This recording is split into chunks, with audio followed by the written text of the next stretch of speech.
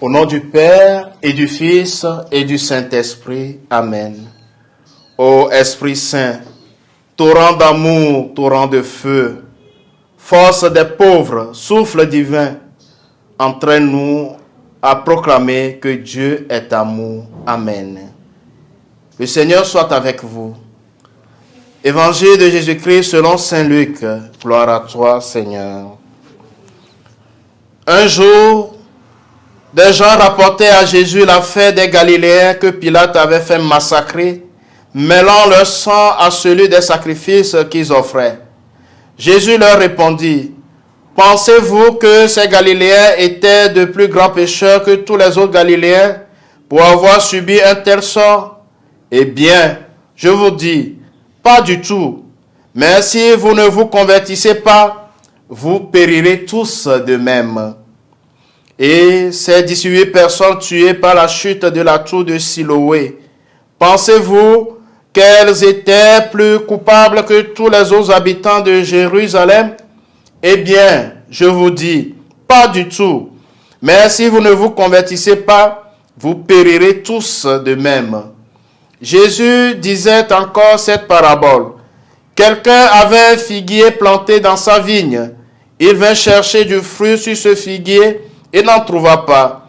Il dit alors à son vigneron, « Voilà 3 ans que je viens chercher du fruit sur ce figuier et je n'en trouve pas. Coupe-le.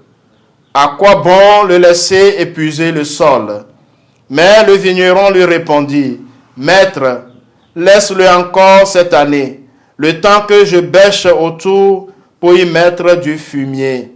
Peut-être donnera-t-il du fruit à l'avenir. Sinon, tu le couperas. » Acclamons la parole de Dieu. Louange à toi, Seigneur Jésus.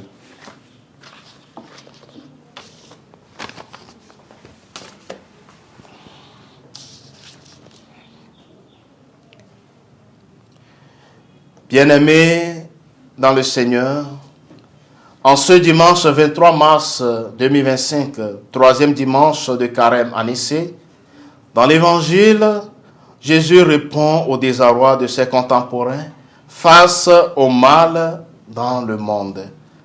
Des événements quotidiens douloureux comme l'affaire des Galiléens massacrés pendant le sacrifice et ceux qui trouvent la mort dans les fondements de la tour de Siloé font partie aussi de notre vie.